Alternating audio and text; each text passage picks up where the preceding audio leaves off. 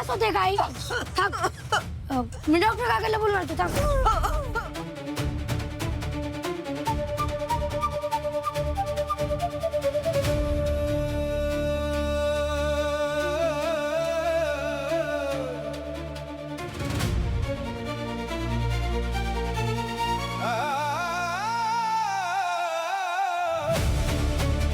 मी लहान असताना आई जेव्हा औषध निघायची ना तेव्हा तिच्यावर रागवायचो. ही अशी चिठ्ठी घेऊन मी तिला औषध आणून द्यायचो. औषध कसलं विष आणून द्यायचो. कारण मला वाटायचं की हे औषध घेऊन माझी आई बरी होईल. माझ्या हाताने तिला विष द्यायचो.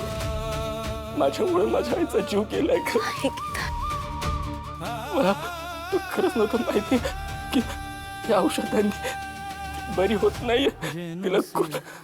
तिला खूप त्रास होतोय. माझा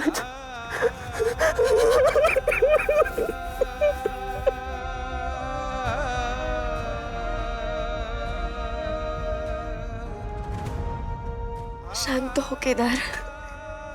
हे बघ, जे काही झालं ते परिस्थितीमुळे झालं. काही वेळेला आपण परिस्थितीसमोर नाही काही करू शकत.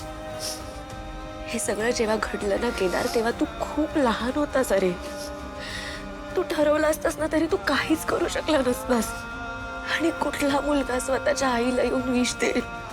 मला कळतंय तुझं काय होतंय ते, पण केदार ह्या सगळ्यात तुझी काहीच चूक नाहीये. प्लीज स्वतःला दोष देऊ नकोस. मग काय करू? मी समजल्यापासून असं वाटतंय माझ्या हाताला सुद्धा तिचं रक्त आहे.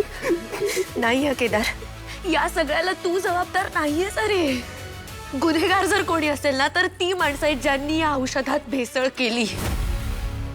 आणि ते त्या सगळ्या माणसांचे गुन्हेगार आहेत ज्यांनी त्यांची चूक नसताना या औषधामुळे स्वतःचा जीव गमावलाय.